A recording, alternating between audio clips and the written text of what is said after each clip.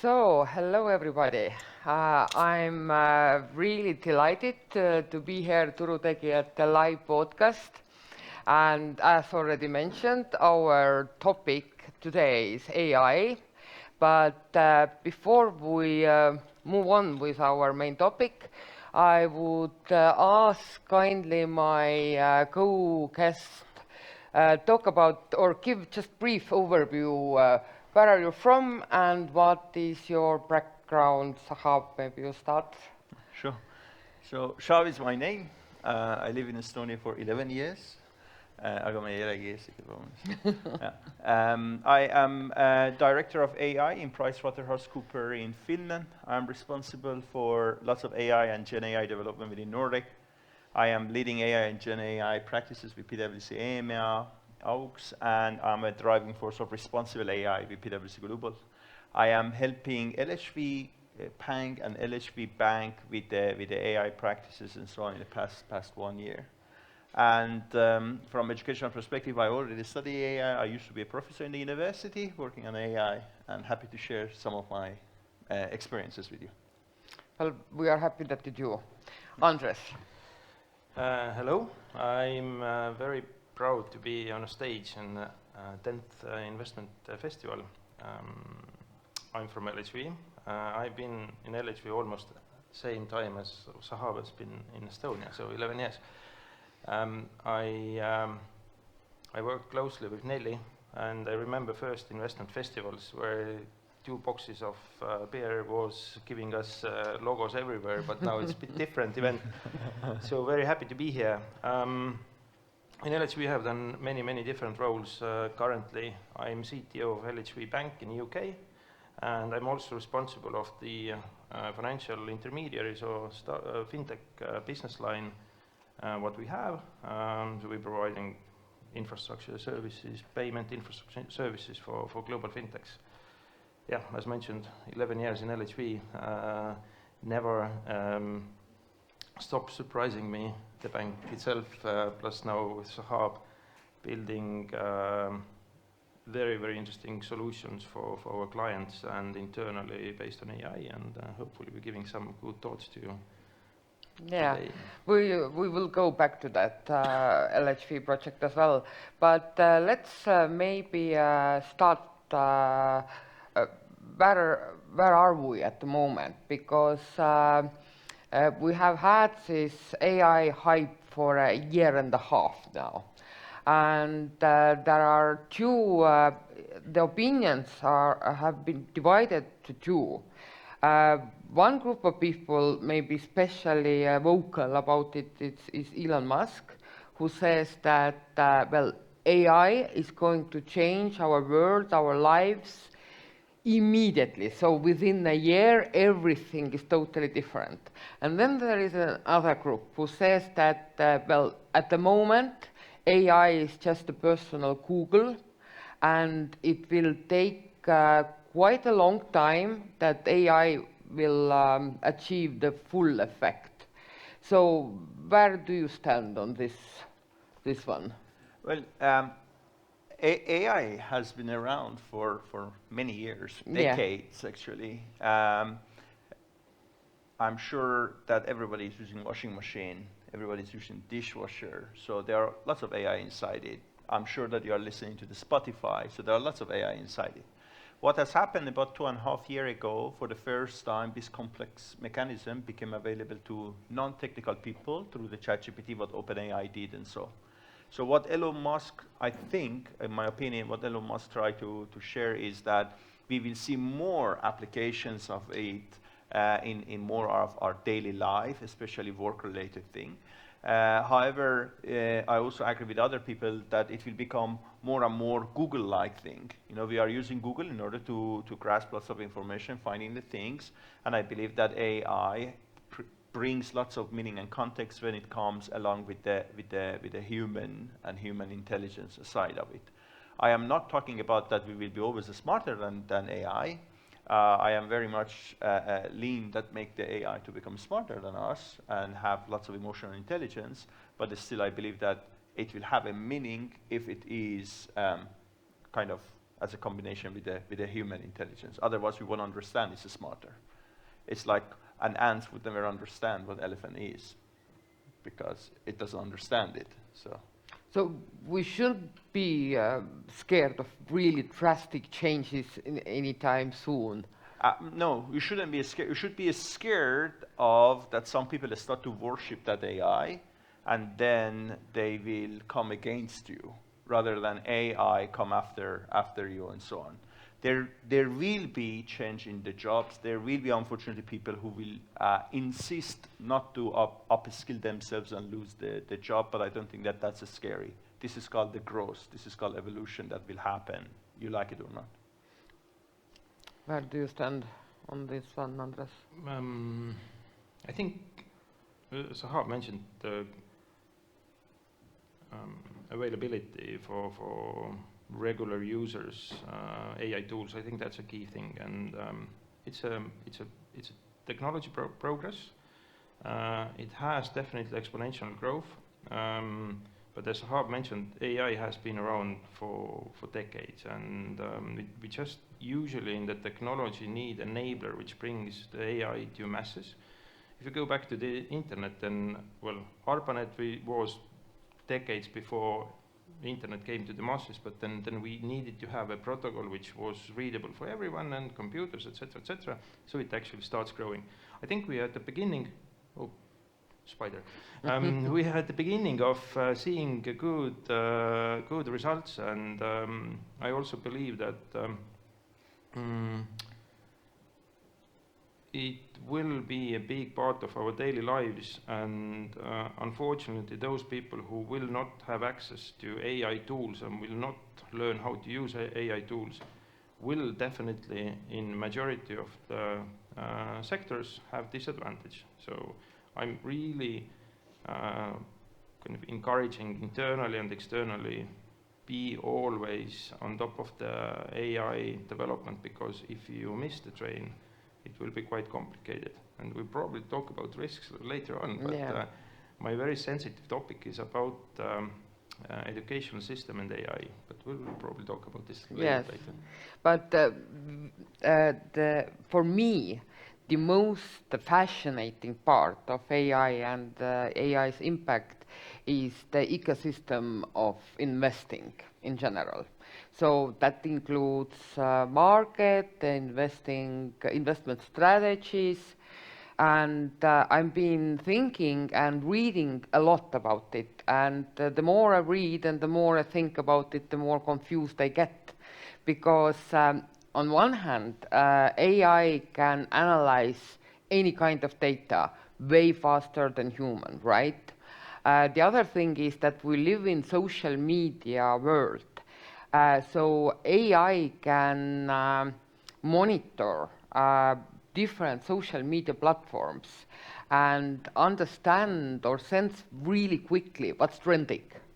So everything that I just mentioned always impacts markets.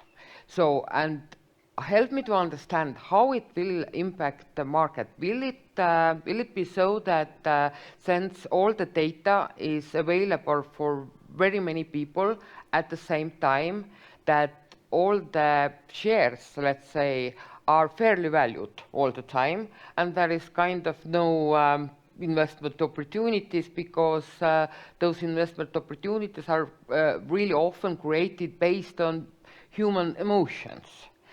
Or, on the other hand, there will be way more volatility? Well, the human emotions has very important impact when we human make a decision. That's why that we are trying to make the AI to have something which we call it emotional AI. So it has also the EQ, right? Mm-hmm. Emotional intelligence to make the decision. But there is one important factor that we need to understand, and it is understanding how AI, doesn't matter what this AI does, work.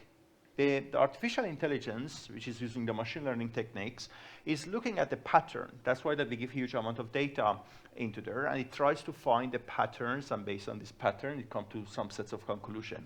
The beautiful part of the machine is it's very sensitive. It can understand very small pattern, we can have very, very experienced people who can look at those data and can get the pattern, but AI can do it maybe 1,000 times faster, and it can reach out to more of the data resources. But what I have seen in my life, especially when it comes to matter of investment, there is always those investors, very cool investors, that they are looking at yet another data source that nobody else knows about it. So for the AI, you need to connect all of the data sources and understand. So that's the part that human comes actually into this equation.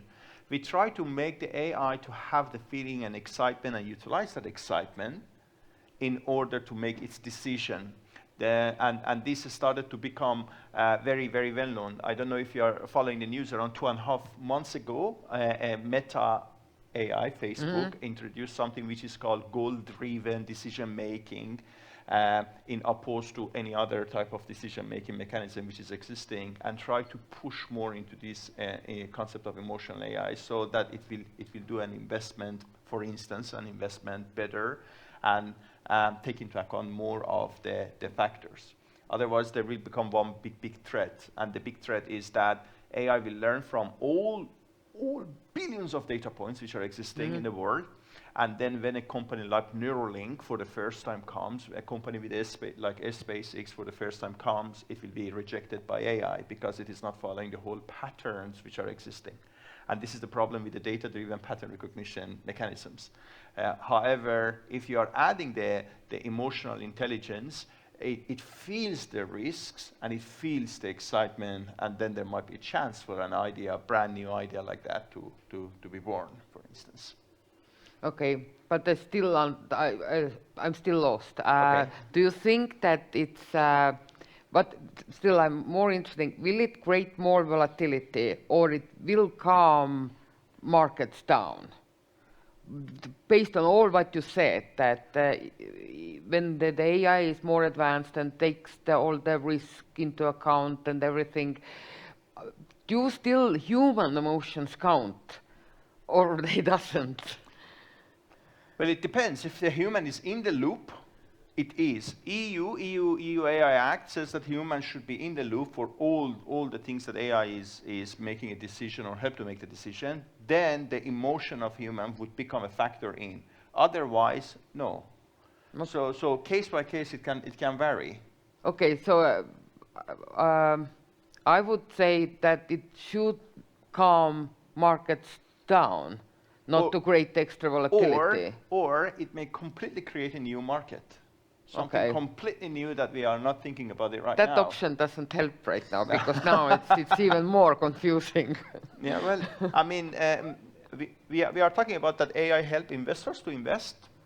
And what about AI help entrepreneur to become an entrepreneur and create an idea? So AI create an idea, an AI assess that idea, and AI invest into that idea. So you see, we are getting into the completely new world. Okay, well, Andres, do you have more simplified vision of this? I think we're at the very beginning of the AI journey in general, especially availability for everyone. In a way, I think it calms down a little bit, because if you are smart, if you build the tools, combining all sorts of different data sources for your own personal portfolio management or on investment strategies, then AI is a very, very useful tool. You can combine, I don't know, analyzing quarterly results, annual results, then at the same time you can actually use some sort of alternative data service provider for synthesizing all the alternative data into the model, and you can also look at the historical trading. So it gives a lot of opportunity to build and integrate a lot of different data sources and model your own strategies. And if the data is adequate, if your models are good, then probably it's a little bit calming down the market. But then again, we have the uncertainties, because investors are always seeking something which is different, and I think it can also create a different volatility as well. So I don't think that there is a single answer, and it will be changing near future very, very much how we do things and how we trade. Well, one maybe additional question about AIs and markets. Do you think it will increase transparency or decrease? I think it will increase, especially for those people who actually know and will use tools, powerful AI tools. Again, with the magnitude of different data sources and not just only single kind of type of data, but different type of data, alt data, whatever you can feed in. Eventually, I think maybe some of the information which has been so far very specialized knowledge for certain investors, then it becomes perhaps more available for every investor. So. It will definitely make it much more transparent. We are seeing that the large language model has the capability to explain better that why it is doing what. Regulation, again, within European Union is forcing that all the AI tools need to have the concept of explainability, especially EU AI Act, starting from 1st of January 2026 says all the AI model need to be able to explain by themselves that why they are making what they are making. Okay. So it means that more transparency is coming. But I would like to connect this to the previous point, is that if there are tools which are available, people can use for the investment and so on, but this is, to me, the scariest part. Why is the scariest part? Because let's say that, I don't know if you know the tool called eToro. It's a US company. I mean, you can use it for doing this portfolio management and help you with the investment and so on. The problem is that if everybody starts to use that tool, then everybody in this room will have similar type of decision and mindset. And this, even if it has a very high transparency, that why it says that this is good, let's invest into that one, then it means that that model, for whatever reason it made that decision, will be very unfair to many other things and so on and so forth. So transparency by itself is not enough in order to have a very fair and balanced decision making, in my opinion.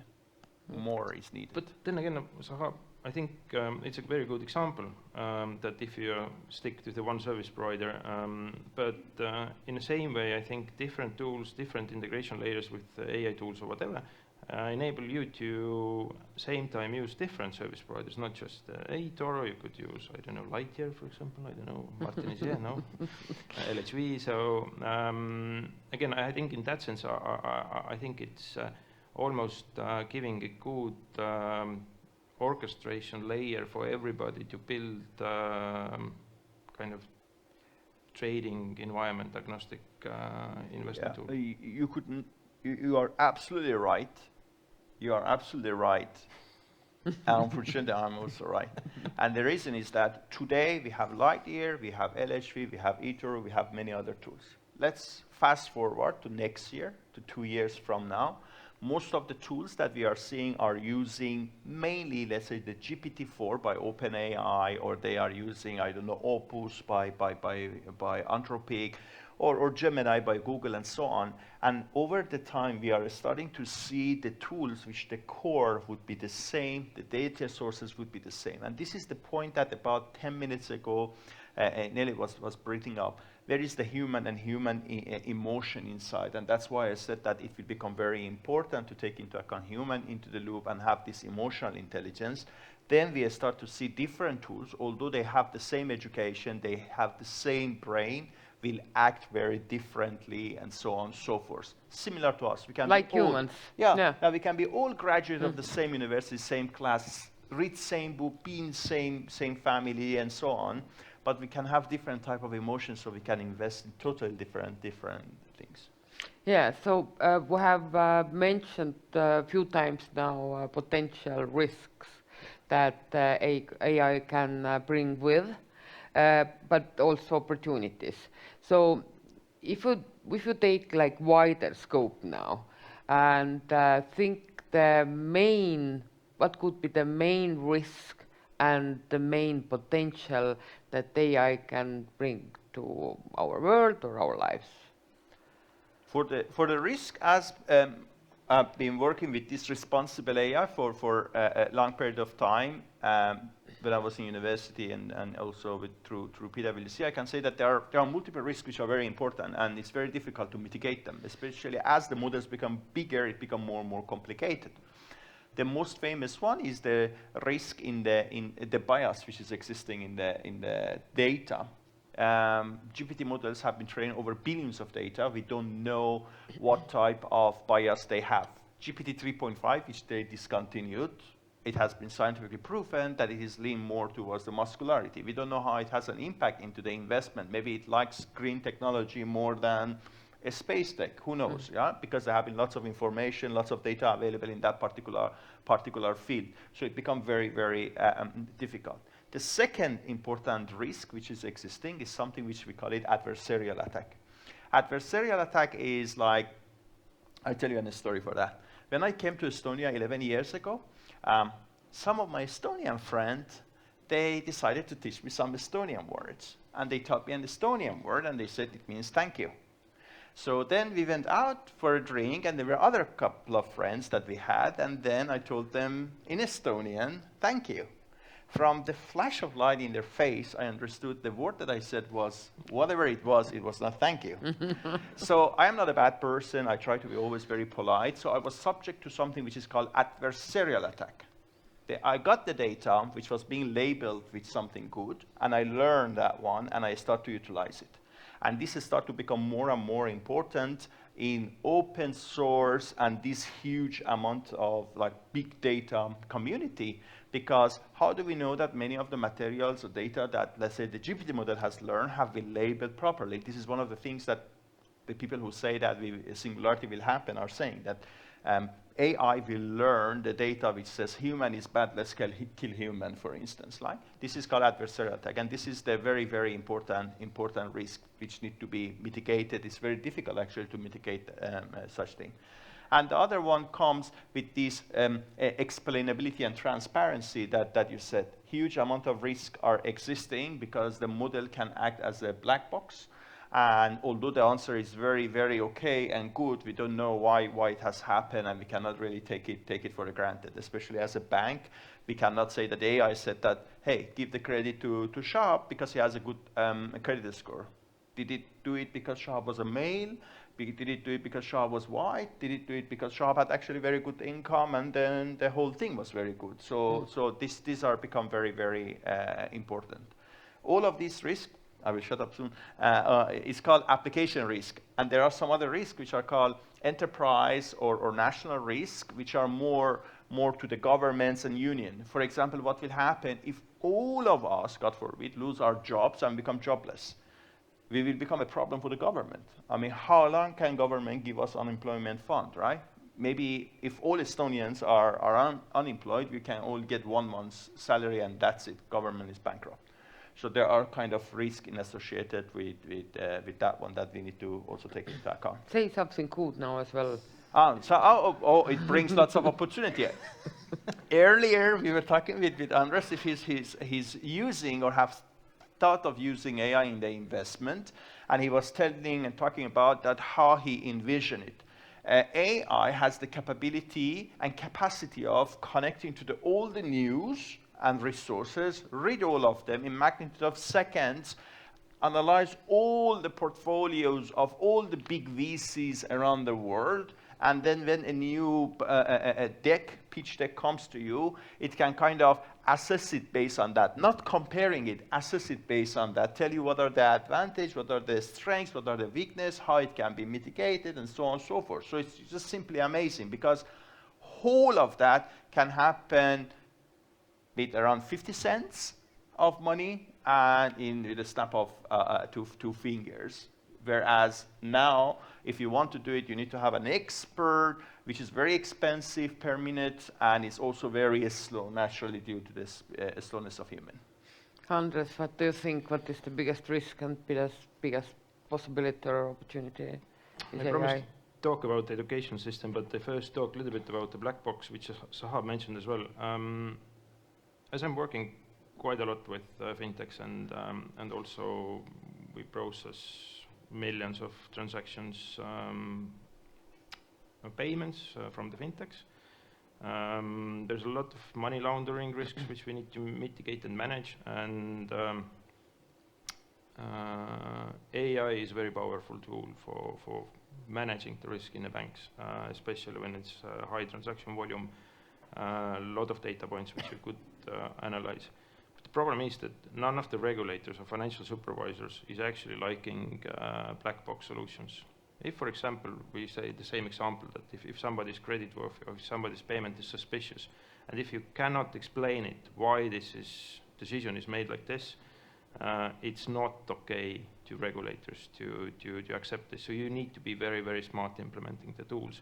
And the black box is a problem, and I think surely, and don't get me wrong, people are getting more stupid if they're using AI tools because there's less factual knowledge needed.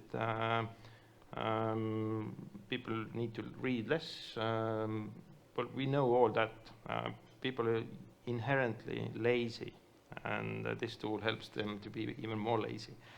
But on the other hand, it creates us massive opportunities everywhere, and I promised to talk a little bit and chip in also with educational focus. So my mother is teacher, so okay, she retired this year, and my wife is a co-founder in Koodi-Jõhvi, which is coding school.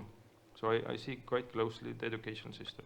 And surely based on my mother, who's now retired, I already sense that she actually somehow, because of age and maybe because of the school system doesn't support this, a little bit missed the internet stage already. So a lot of schools in Estonia and globally having teachers who are 60 plus years old, and imagine them teaching AI tools and usage for their students. This never happens, which means that they even don't understand what pupils are using and how they're producing the homework. So I think this is a big challenge for us to change the education system, that people start using more advanced tools early ages.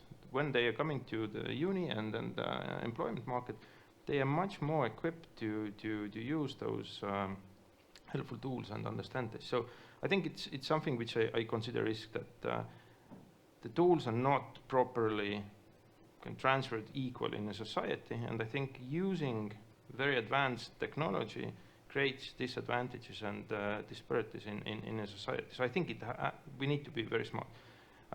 Surely we'll see people having chips soon, which will connect it to LLM models. So some people will be definitely superhumans versus those people who are not using the technologies. So I think that's one of the risks I see. Yeah, but okay, in connection with that, maybe just with few words, give an overview about our ChatGPT project at LHV, and maybe give me a hint how many people have to sign the leave application next year. Yeah, actually, it's very, very, very nice thing and very well connected to what Andres said. One big problem is there are lots of nice tools and people don't know about it, don't know how to use it, and they are scared and no opportunity exists for them. And because of that, they fall behind. So LHV, as usual, is very pioneer. And then they saw that this super powerful tool exists, especially that OpenAI has introduced this enterprise version of it, which is very secure. And they said that everybody should have access to it. Nobody is forced to use it, but you have access to it. So people are, it's amazing to see how people are exploring how to utilize it and doing many of the repetitive work being done with that one. For me, I was very scared initially that people will take everything that, let's say, ChatGPT is created as a granted, because we all know how stupid it can be and how much hallucination it does. I thought I know a little bit of things till I saw what people are doing in a bank. I was amazed. I am talking to them to learn from them, how they are tackling this hallucination, how much they are using it. There are colleagues who have access and they never ever use it because they don't find it very useful. and there are actually majority of the people are using it. I am seeing the reports, 70% of their time is now being saved because they are using these tools and so on. We have done it also with the UK bank. Amazing that how fast people start to adopt it. People are talking about developing tool around it. It's a matter of the education. Have the opportunity, learn it, utilize it, and improve your work, the quality of your work, the quality of the service you provide. Where to start? Shahab mentioned that we're using it, and then I think two important events what we have done to popularize the ChatGPT and LLM-based tools in general were hackathons. We held a hackathon in Estonia, we held a hackathon in the UK. The teams were presenting really good ideas, and a lot of them actually are real-life applications. In a way, funnily, in Estonia, the focus was more kind of client value and client-facing solutions. But in the UK, as we are actually growing and perhaps people see need for slightly better internal tools as well, the focus was mostly to internal solution providing. And I see things built during the hackathons actually having a really meaningful value for the company. If Nelli, you're asking me how many people we're sending away, none, because we are growing, but we want to grow with the same size of the company. And I think, well, UK is about 200 people, so if we could scale our business 2 times with the same number of people, it's doable. And then it's almost to say that, okay, we don't need more people while scaling with the tools. And I'm really encouraging internally as well to people to think what they can do with the tools. Of course, it's not that simple that if you are not an engineer, if you don't know how to script, for example, then it's probably difficult to connect different interfaces and services. But we actually have created a separate engineering team which is really focused to helping internal teams to integrate different interfaces, automate a lot of things, because you still see, even in the banks which are, I guess, technologically very advanced, a lot of services, a lot of applications, and people using the applications doing repeatedly the same tasks. Like over the years, they're generating same tasks.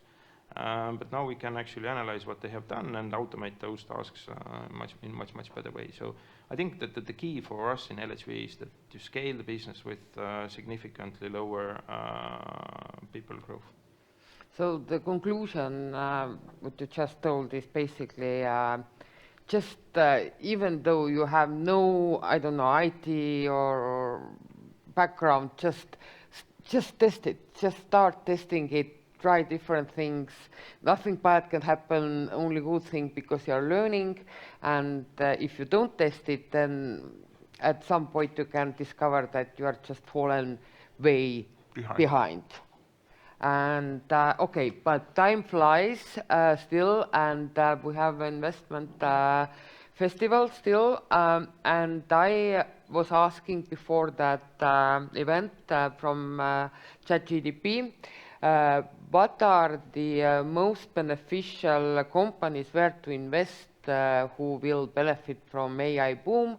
And we of course all know NVIDIA. NVIDIA's made home run, basically was the pioneer, doing really great. But yeah, there are few red flags for NVIDIA as well.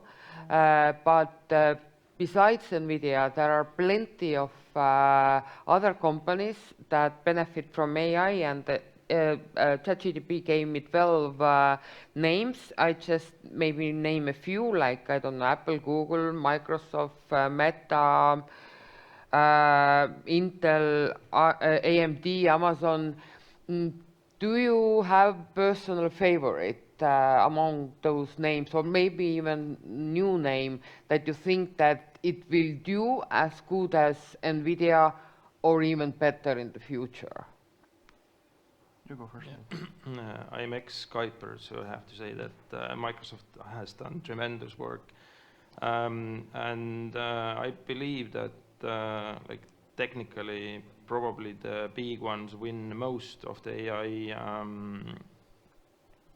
era, but I don't know how much is converting directly to shareholder value of that AI piece, because they are anyway very successful companies, and Google, well, Alphabet, Microsoft, they will definitely win.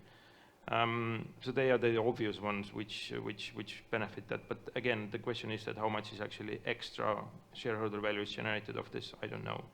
Probably there are much smaller one, perhaps more speculative companies which are more open for mergers and acquisitions. And if you seek something interesting, maybe you should look at the smaller companies who are listed.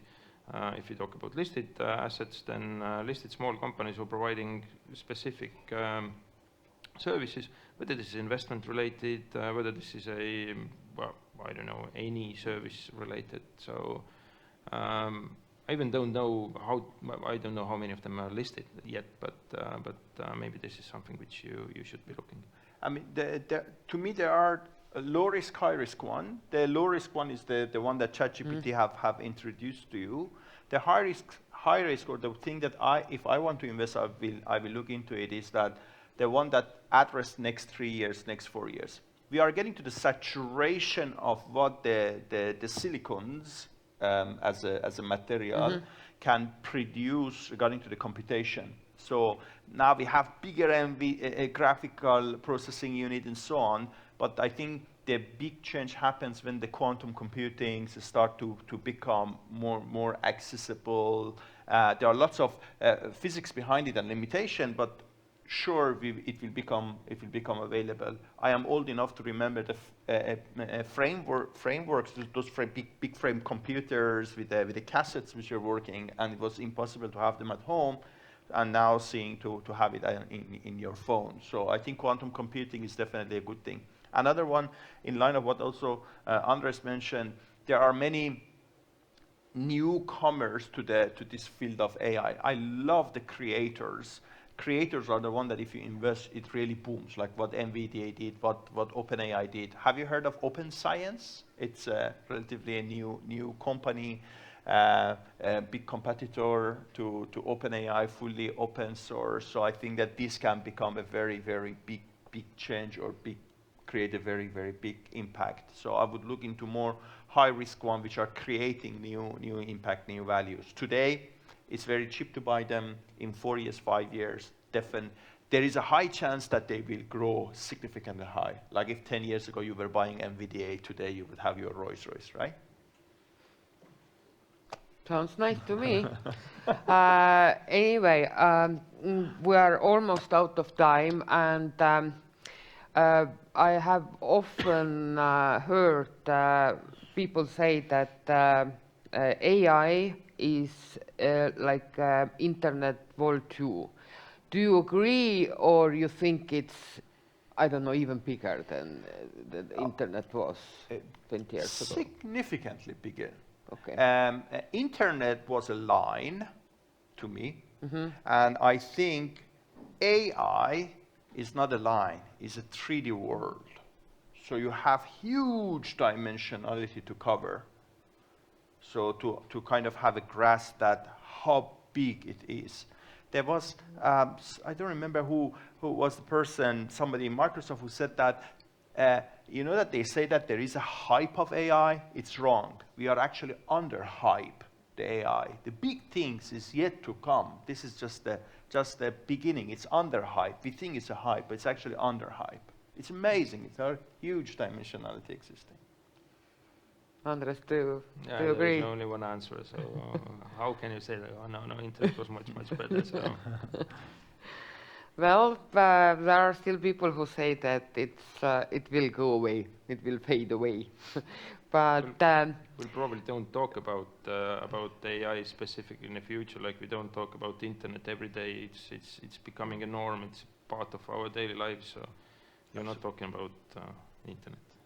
Well, anyway, thank you very much. It made my picture of AI or vision of AI much clearer, and I hope everybody in this room can tell the same. So thank you very much for coming.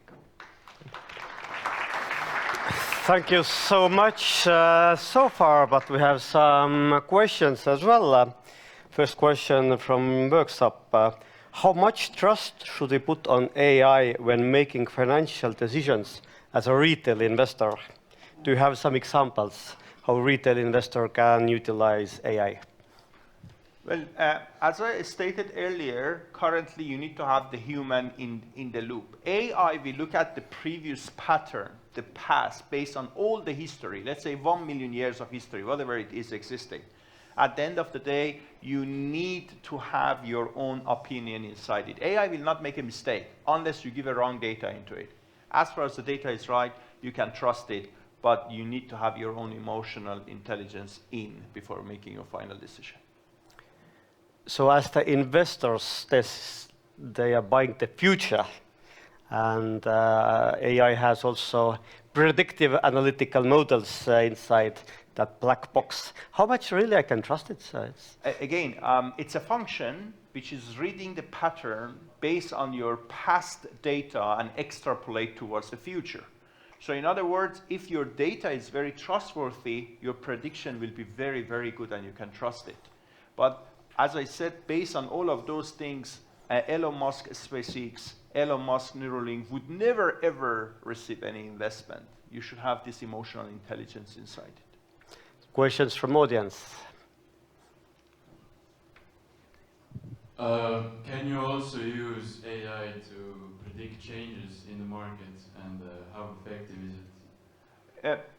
it? Yes, you can do that one, and it is more or less good, unless that you ask about whether the war will happen, and usually, given the nature of the models, it predicts that no, peace would be the solution. But I have encountered with several cases that it was predicting the type, I was providing the time series changes, and it was predicting, and it was working very well. Okay. But, yeah. Next question over there. There are a bunch of questions over there. Hello. My question is regarding when we look at the AI developing companies, we see the big names get the most funding. Yeah. They have these huge partnerships. What's your feeling-wise? Do you believe that small teams will be even able to compete in the long run, or the newer and newer models will push them out altogether? No, it's just a matter of the impact. It's not a matter of are you a small or are you big. If you are a group of small people, but what you are doing is very impactful, it will grow very high. If you are a team of huge people and you are not really introducing much of the impact, it would disappear. Did you know, was it the name Galactica? Did you know that there was, before ChatGPT, similar to ChatGPT introduced by Facebook, that after about a month they have to put it down because it didn't create or actually impact? Maybe we have to give a right to some female audiences as well. I mean, we are talking about the bias and so. Do you have kids? Me? I have a cat and a dog. Okay. But the question is, how would you teach now these kids, what is AI? Amazing. My nephew from London, they just arrived, and my niece from Australia, they arrived, and we are doing a boot camp. I am doing a boot camp for them, and teaching them about AI. Andres can answer that because he you has have a kid. 3 children. How do you teach them AI?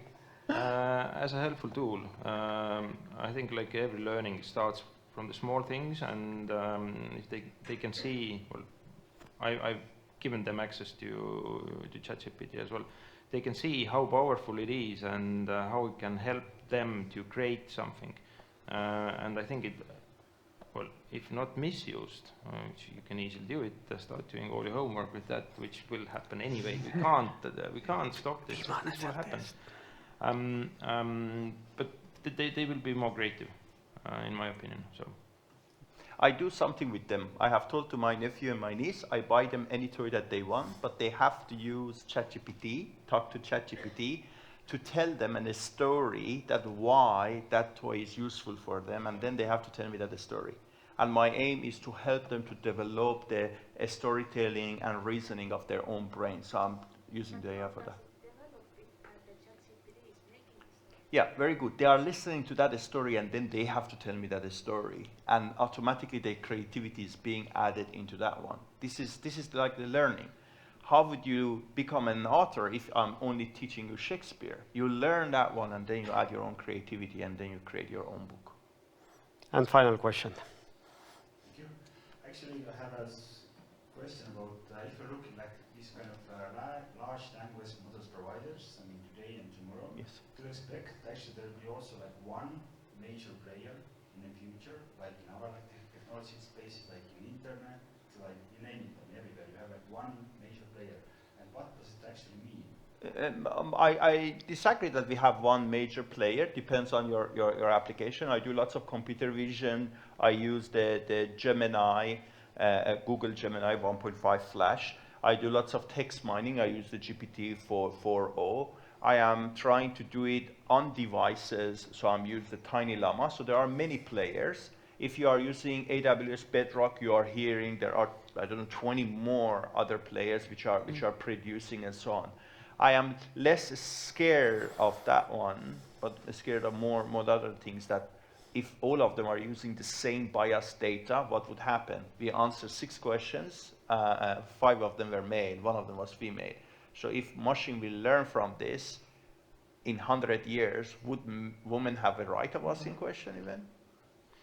But on the other hand, when we have the large players, I know there is a lot of problems when everything is consolidating, but I think generally, those big companies have better governance and risk models, how they are building their AI tools, and perhaps they have more responsible approach to building the tools. And but we shouldn't be afraid of this, because in technology there are always small players, because the access well, first of all, access to technology is there, and there are smart people who always are willing to create new things.